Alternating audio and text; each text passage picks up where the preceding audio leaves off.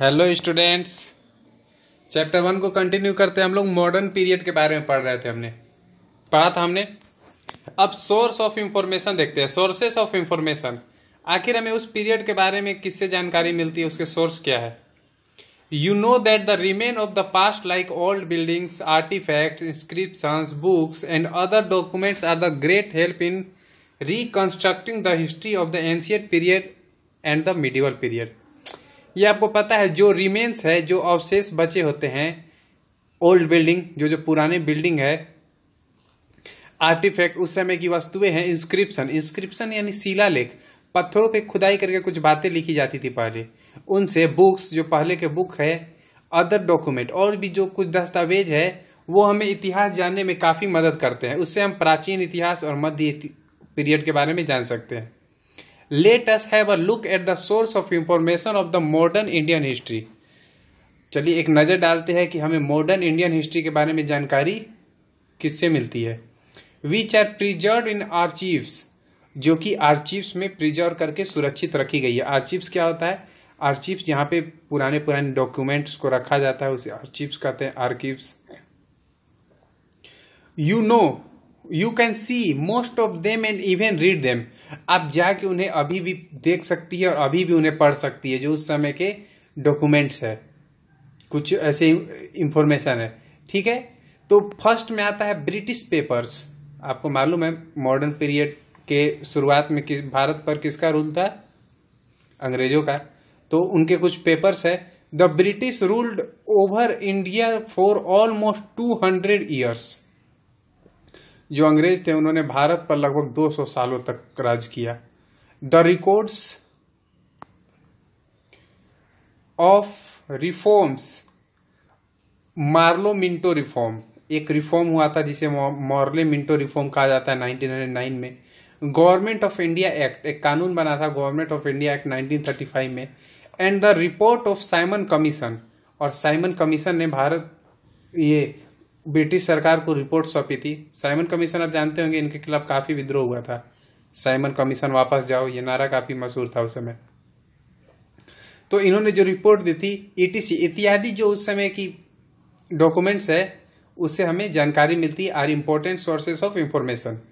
They tell us the condition of the people as well as administration of that time. ये हमें लोगों की स्थिति के बारे में बताती है कि जो लोग थे समाज में, उनका क्या स्थिति था, उनके क्या अधिकार थे, वो कैसे रहते थे।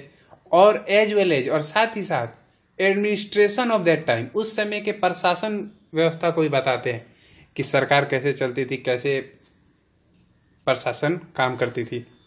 Similarly, we get a lot of information about the various bills, like the Livered Bills, the Arm Bill, etc. और बहुत सारे बिल भी बने थे, लिबर्ट बिल, द आर्म्स बिल, जिससे हमें उस समय के बारे में और भी जानकारी मिलती है। Get lot of information. They were passed by the British parliament, और ये सभी जो बिल है, जो कानून है, किसके द्वारा पास किए गए थे? ब्रिटिश पार्लियामेंट, ब्रिटिश की संसद जो है।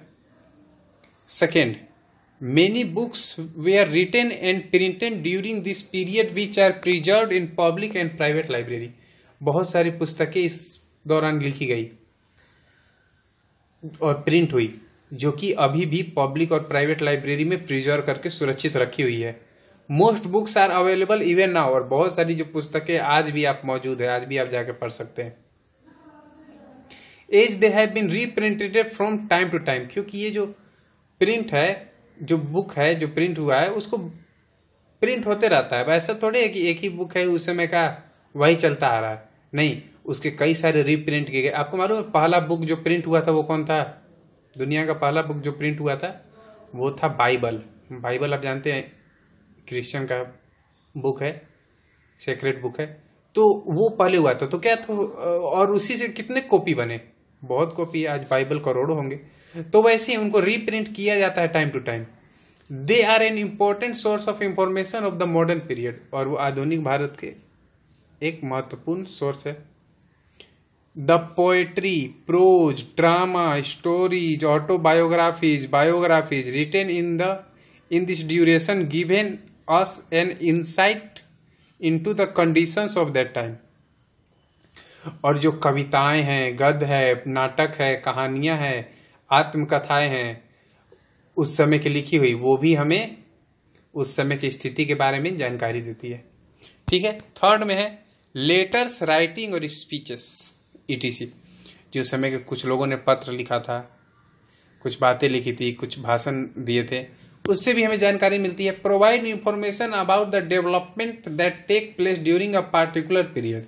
इसके बारे में हमें जानकारी मिलती है कि उस समय जो डेवलपमेंट है, जो विकास है, किस तरह हो रहा था उस खास समय में।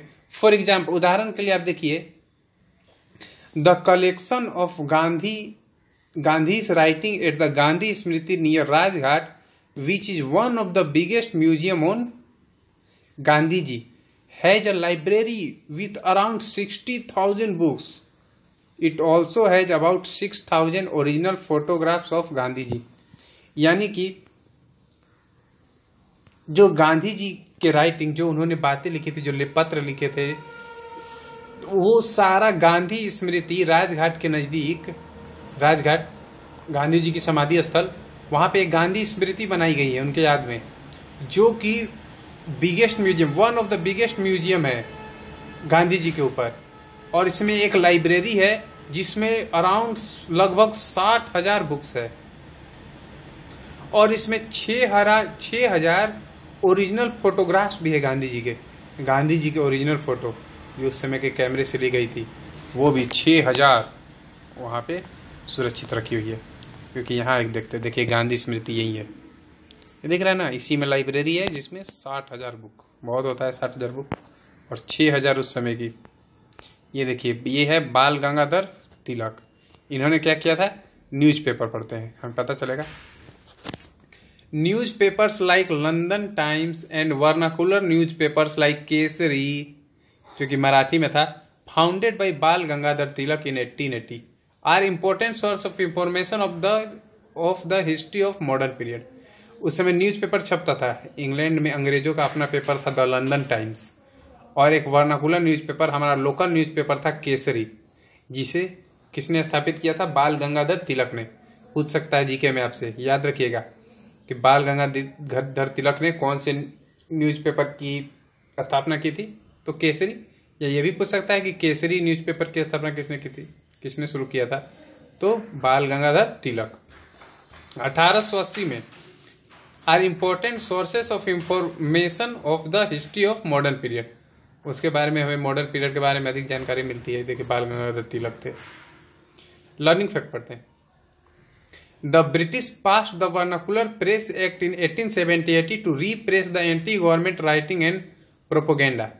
The Indian newspapers that worried the British government were Som Prakash, Sulabh Samachar, हली शहर पत्रिका, अमृता बाजार पत्रिका, भारत मिहिर, डाका प्रकाश, सधरनी, भारत संस्कारक etc। तो उस समय जो ब्रिटिश थे उन्होंने एक कानून पास किया था, वर्नाकुलर प्रेस एक्ट 1878 में। किस लिए, ताकि वो जो एंटी गवर्नमेंटल राइटिंग और प्रोपेगेंडा चलाते थे, यानी सरकार के खिलाफ बोलते थे, सरकार को क्रिटिसाइज करते थे, उनकी आलोचना करते थे, उनकी बुराई करते थे, सरकार के खिलाफ प्रोपेगेंडा चलाते थे, उनको वो रोक सके, उन्हें सप्रेस कर सके।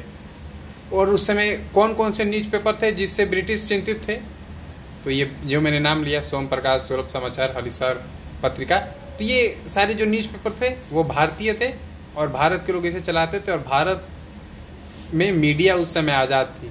आज आप मीडिया का हाल जानते ही है, क्या हो गया। 5 नंबर है administrative report of the government on tribes, caste and land revenue settlements also are very important sources of information. जो उस समय के प्रशासनिक रिपोर्ट है, जो कि आदिवासियों के लिए, जातियों के लिए जमीन पे कैसे टैक्स लिया जाएगा उसके लिए बनी थी, उससे भी हमें काफी महत्वपूर्ण जानकारियां मिलती है। फॉर एग्जाम्पल, एक उदाहरण के लिए, report on the survey and settlement operation in the district of Champaran in Bihar. एक रिपोर्ट है, सर्वे कराया गया था डिस्ट्रिक्ट चंपारण में, बिहार में है चंपारण में एक आंदोलन भी हुआ था, गांधी जी ने उसके नेतृत्व किया था। तो उसका जो सर्वे किया गया था, उसका जो रिपोर्ट है, उससे भी काफी हमें जानकारी मिलती है। 6 नंबर, इंटरनेट और database like digital south Asia library and the British library oriental and Indian office collection provide us lot of information. Internet पे भी काफी बातें लिखा है इसके बारे में। एक लाइब्रेरी है डिजिटल साउथ एशिया लाइब्रेरी, अगर गूगल में डालिएगा तो ये खुलेगा, तो उसमें और जो British library oriental and Indian office collection है उससे हमें काफी जानकारी मिलती है उस समय के बारे में। अब आया old buildings and artifact and people of that period also tell us the tales of the past. जो पुरानी बिल्डिंग है उस समय की, जो उस समय के कुछ वस्तुएं हैं, उस समय के लोग हैं, वो हमें उस समय के tells us the tale of the past. देखिए क्या बात लिखी गई, टेल अस हमें बताती है, द टेल्स, देखिए टेल मीन्स होता है बताना और ये टेल्स मीन्स होता है कहानी, भूतकाल के कहानियों के बारे में बताती है, उस समय के सच्ची बातों को बताती है। Many people who participated in the freedom struggle and saw the important change share their experience which throw light on the life of the people and the condition that existed. बहुत सारे लोगों ने जिन्होंने भाग लिया था आज़ादी की लड़ाई में, फ्रीडम स्ट्रगल में, उन्होंने बहुत सारे महत्वपूर्ण बदलावों को देखा और अपना एक्सपीरियंस शेयर किया, जिससे कि क्या हुआ, लोगों के जीवन पर इसका बहुत अच्छा प्रभाव पड़ा। Condition that existed in the modern period of Indian history, we are going to take a look at India suffering at the hands of the British imperialism and the subsequent achievement of independence from the foreign power। और इस chapter में Indian history में we are going to take, आगे हम लोग देखेंगे India suffering at the hand of the British imperialism. जो British imperial था, ब्रिटिश साम्राज्य था, उसमें भारत कैसे सफर कर रहा था, कैसे उसे नुकसान हो रहा था भारत को, उसके बारे में आगे पढ़ेंगे। फिर अचीवमेंट क्या क्या अचीव किया भारत, उसके बारे में पढ़ेंगे, ठीक है। फिर independence from the foreign power, और जो विदेशी शक्ति थी, जो अंग्रेज आए थे, जो पुर्तगाली आए थे, उनसे भारत को आजादी कैसे मिली, उसके बारे में पढ़ेंगे। ये देखिए ब्रिटिश लाइब्रेरी लंदन कितना बड़ा है, देख रहे हैं, हर शेल्फ में बुक रखी हुई है।